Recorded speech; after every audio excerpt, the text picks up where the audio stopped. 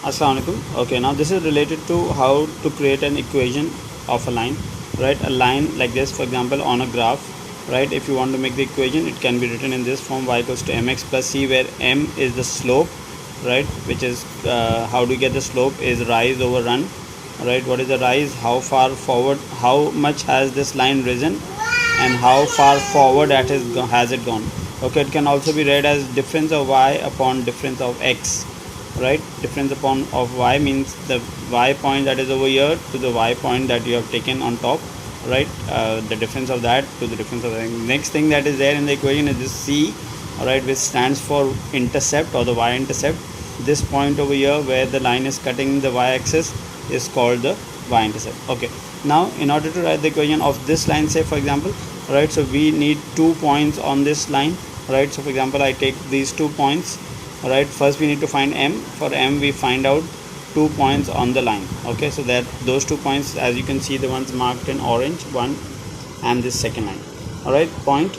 And if I want to find the difference, alright, I first need to find the difference that is called the rise. Alright, the rise, as you can see, is how far up this point has.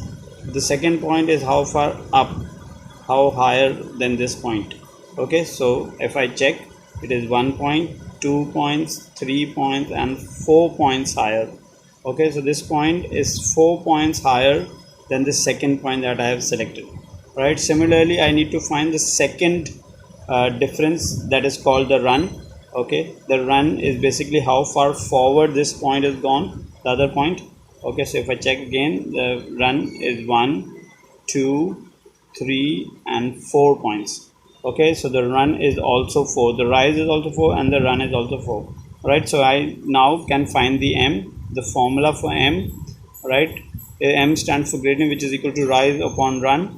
All right, the rise is 4 and the run is also 4, so 4 upon 4, which is equal to 1. All right, so therefore m is equals to 1. Now I come to know that the now I need to find the y-intercept. The y-intercept is where the line is cutting the y-axis. So if you can see over here, it's cutting at 0.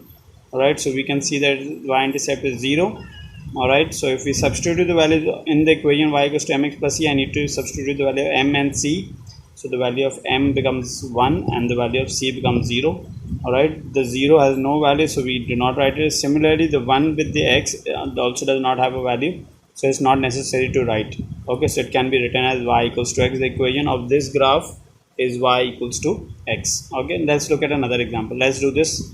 Okay, let's see how far up this point is, that is the rise, and the run is how far forward it has gone. So you can check 1, 2, 3, 4 points higher, and 1, 2, 3, 4, 5, 6. So 4 upon 6, which can also be written as 2 upon 3. So the 2 upon 3 is your gradient, and the point the line is cutting the y-axis from the point -4, so therefore the y-intercept is -4. But the same equation can be written another way, that I first make one denominator on the right hand side. Okay, so I take out the LCM of 3 and this 1 below the 4. Okay, the below the 4 there is a 1. Okay, so I can take that LCM 3 and 1, so that becomes 3. So if when I substitute solve it, it becomes equal to y equals to 2x minus 12 upon 3. This is after taking out the LCM.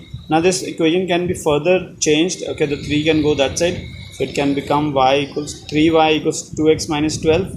All right, and if I want to write that, take the 2x to the other side, it can also become 3y.